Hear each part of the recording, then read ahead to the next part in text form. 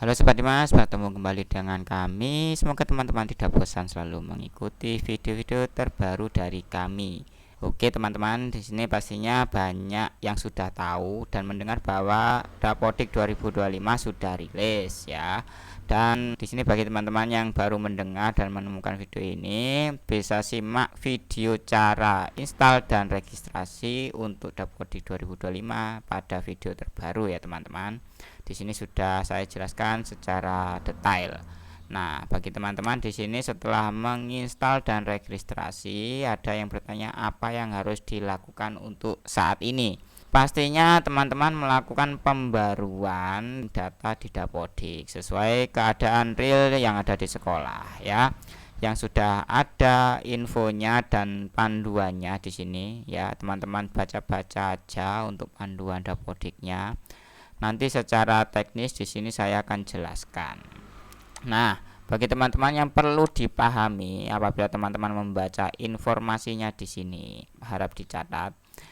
Satuan Pendidikan harap memprioritaskan pendataan peserta didik semester 1 di tahun ajaran 2025 dengan status naik kelas terlebih dahulu. Dan selanjutnya peserta didik baru setelah proses updating data dan sudah sinkronisasi, ini bisa diproses untuk tarik data ya, seperti itu. Kemudian di sini untuk kepala sekolah ini juga wajib untuk mengisi yaitu partisipasi BOSP yang ada pada Dapodik ya, bisa didampingi untuk mengisi partisipasinya oleh operator. Jadi bukan operator yang mengisi tetapi kepala sekolah yang mengisi. Operator bisa mendampingi. Kemudian satuan pendidikan ini paling lambat sinkronisasi tanggal 31 Agustus untuk tahun anggaran yang akan datang. Itu ya. Jadi cut of BOSP tahun anggaran 2025 itu akan diambil per 31 Agustus nanti. Jadi bisa teman-teman mutakhirkan datanya dan teman-teman bisa lakukan sesuai dengan kondisi real ya, seperti itu. Kemudian teman-teman cek juga di sini Permendikbudristek nomor 47 tentang standar pengelolaan PAUD Dikdasmen ya, bahwa setiap satuan pendidikan ini menetapkan jumlah peserta didik pada setiap rombongan belajar dan jumlah rombongan belajar pada setiap satuan pendidikan. Artinya di sini setiap rombel ini perhatikan batas maksimalnya sesuai Permendikbudristek nomor 47 tahun 2023 kalau tidak salah ya. Kemudian teman-teman juga wajib cek ini khusus yang memiliki kelas besar, satuan pendidikan yang sudah besar, atau lembaga PKBM SKB yang memiliki banyak program layanannya.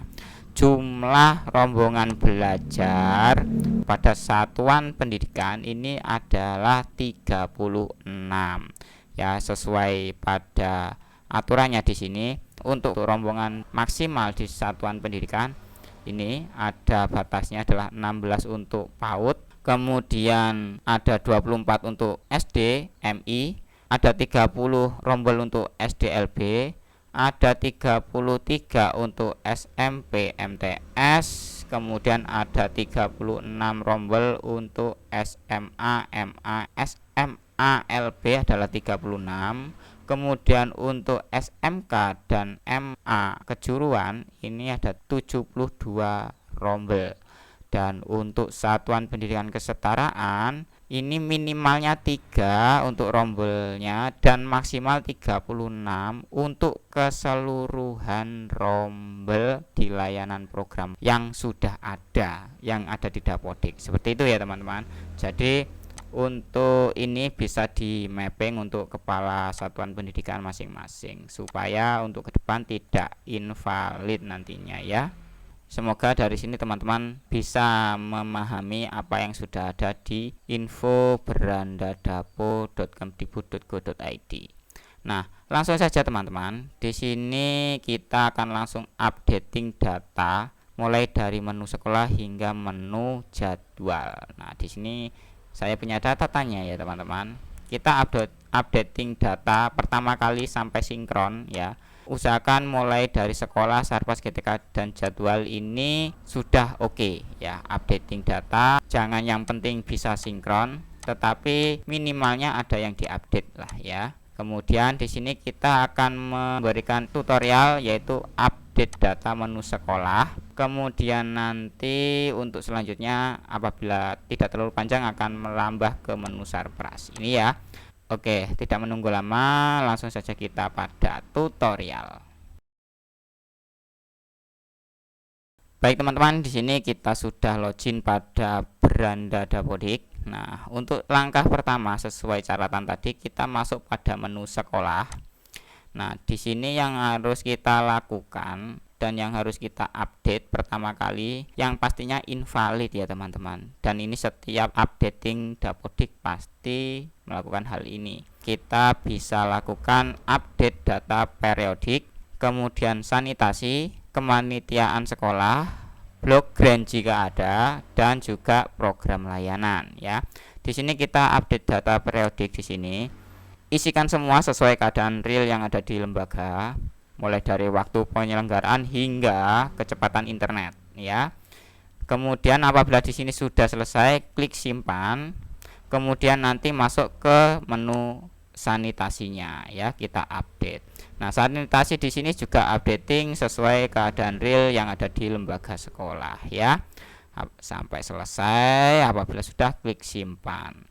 Kemudian yang terbaru bagi teman-teman yang belum menambahkan tim pencegah dan penanganan kekerasan, bisa ditambahkan. Apabila ada yang diupdate atau ada perubahan, bisa diupdate dulu di Dapodik. Kemudian nanti setelah sinkronisasi tunggu minimalnya 1x24 jam lah ya. Nanti bisa masuk ke portal TPPK untuk update SK seperti itu ya. Nah, dan bisa tambahkan untuk tim-tim yang lainnya, mungkin tim BOS ataupun tim yang PPDB mungkin, ataupun yang lainnya yang ada di sekolah sesuai keadaan ya teman-teman. Kemudian kita setelah kepanitiaan sekolah kita masuk ke blok grant. Blok grant ini diisi apabila satuan pendidikan memiliki yaitu bantuan TIK, biasanya Chromebook itu ya teman-teman. Nah, apabila tidak ada ya tidak perlu diisi. Kemudian bisa tambahkan ekstrakurikuler, apabila satuan pendidikan memiliki ekstra yang perlu ditambahkan bisa tambahkan. Apabila tidak memiliki atau tidak ada yang biarkan saja ya. Setelah ini langsung lakukan dicek program layanan. Nah, di sini khusus ya teman-teman, khusus untuk lembaga SMA. Apabila yang baru tahun ini kurikulum merdeka, silakan tambahkan umum seperti itu ya. Nanti bisa klik tambah di sini, ketikkan saja umum gitu saja, nanti akan keluar ya teman-teman. Mungkin nanti ada yang SMK ya SMK umum atau MA umum, dan paket C ya paket C umum seperti itu ya teman-teman. Karena di sini sudah saya tambahkan tidak ada untuk pilihannya. Oke. Nah, apabila teman-teman nanti sudah ditambahkan di sini, silakan nanti cek ya apakah sudah ada yang di sini kelas untuk layanan umum seperti itu. Apabila sudah, nanti pengaruhnya di sini adalah di menu rombel teman-teman. Bisa menambahkan kurikulum merdeka seperti itu ya. Apabila ada yang ditanyakan bisa tanya pada kolom komentar bagi teman-teman yang masih kurang paham apa yang saya jelaskan. Nah, apabila dari sini sudah, kita bisa lanjut pada Sarpras. Nah, Sarpras di sini teman-teman bisa updating data tanah dan bangunannya terlebih dahulu. Nah, di sini bagi teman-teman silakan klik data tanahnya. Nanti silakan teman-teman lakukan menu aksi di sini. Kemudian salin data periodik. Kita klik ya. Maka untuk updating data sudah terselesaikan, dan di sini ada yang terlewati teman-teman bisa cek ya nanti untuk updating data periodik bangunan dan tanahnya. Oke, kita klik OK. Kemudian di sini teman-teman bisa tambahkan bangunan apabila memang memiliki bangunan yang baru atau belum sesuai aturan cara tambah bangunan di setiap tanah itu ya. Jadi teman-teman bisa lihat untuk posnya, panduannya, cara menambahkan bangunan di setiap tanah seperti itu ya. Jadi menambahkan bangunan ini sesuai pondasi ya. Kalau ada pondasi yang berbeda pasti bangunannya juga berbeda dan bisa ditambahkan. Setelah di sini sudah selesai, teman-teman silakan klik pada ruang. Pada ruang di sini, teman-teman silakan tambahkan apabila ada ruangan yang baru. Dan khusus lembaga PKBM di sini tadi terlewat untuk tanah dan bangunan. Di sini untuk program kesetaraan, apabila menempati tanah dan bangunan yang bukan milik, dipinjami ataupun sewa, silakan tambahkan semuanya. Jadi teman-teman bisa menambahkan semua tanah dan bangunan yang teman-teman pakai, walaupun itu adalah pinjam, sewa ataupun bukan milik atau hibah ya. Jadi teman-teman nanti silakan minta data semua sarpras yang menjadi pokjar yang digunakan untuk tanah dan bangunannya, nanti inputkan juga di sini. Karena apa? Tidak mungkin hanya satu tanah dan bangunan ukuran segini apabila peserta didiknya banyak dan memiliki pokjar, semuanya terpusat di lembaga atau kantor. Jadi teman-teman harus menambahkan juga sarpras yang digunakan di pokjar-pokjar tersebut. Itu ya. Semoga teman-teman dari lembaga PKBM ataupun SKB bisa paham apa yang saya jelaskan di sini. Setelah di sini selesai, teman-teman silakan masuk ke menu ruang.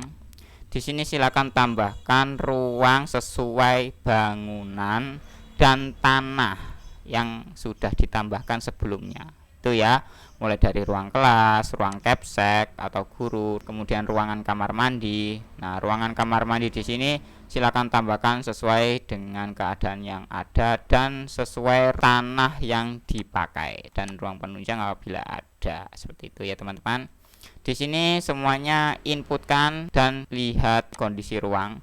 Silakan pilih ya di sini kondisi ruang, apabila memang ada yang rusak ringan, rusak sedang atau rusak berat, silahkan isi ya dengan ketentuan yang ada pada form lembar penilaian pada kerusakan ruang dan bangunan. Bisa diunduh ya teman-teman pada menu sarpras, dan teman-teman nanti bisa updating data, dan apabila memang tidak ada atau sudah diperbaiki, silakan nilainya di update. Apabila baik ya 0 seperti itu ya, sesuai tingkat persentase kerusakan.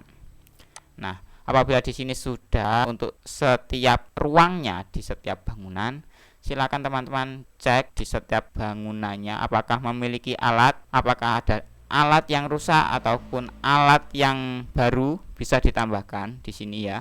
Pilih saja kelompok di sini sesuai yang ada. Contohnya saja ini, maka akan ada kelas ruang teori, maka bisa ditambahkan alat belajarnya, bukunya, dan juga sarpras yang didukung di dalam ruangan ini ya teman-teman. Nanti silakan tambah, kemudian isi sesuai formnya yang ada. Dan apabila memang ada updating data, ini rusak, ini tidak digunakan, silakan pada menu aksi, klik periodiknya, kemudian di berapa total, berapa yang rusak, berapa yang baik. Di sini like ini baik ya teman-teman, jadi semuanya baik. Apabila ada yang rusak 2 atau 3 ya kurangi dari alat yang rusak. Nanti klik simpan dan tutup. Seperti itu ya teman-teman. Dan apabila memang sudah tidak digunakan ya hapus saja di sini, hapus pembukuan alat ya teman-teman. Nanti teman-teman silakan di sini hapus bukunya karena apa ya. Oke, dari sini nanti apabila memang ada yang ditanyakan silakan tanya pada kolom komentar juga ya teman-teman. Oke teman-teman, mungkin itu untuk pembahasan video kali ini. Jadi kita sudah bahas 2 menu, yaitu menu sekolah dan juga menu sarpras secara detail ya, walaupun sedikit cepat. Dan apabila teman-teman kurang paham bisa tanya pada kolom komentar. Kita bisa saling diskusi di sana dan memecahkan masalah teman-teman. Dan teman-teman bisa kunjungi portal Sobat Hikmas, cek pada kolom deskripsi, nanti bisa cek-cek apa yang teman-teman butuhkan di sini ya. Dan bagi teman-teman yang ingin mentraktir admin kopi, bisa klik pada menu traktir kopi admin. Dan bagi teman-teman yang ingin menjadi member untuk kelas konsultasi bisa gabung member YT di sini ya.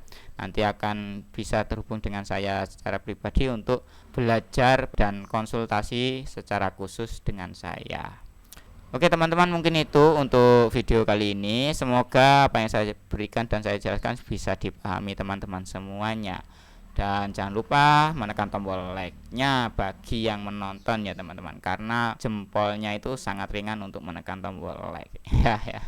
Ya, bercanda teman-teman. Ya, apabila tidak suka ya dislike saja, tidak masalah ya. Baik teman-teman, mungkin itu. Terima kasih sudah menonton dan pastinya kita akan bertemu kembali pada video selanjutnya.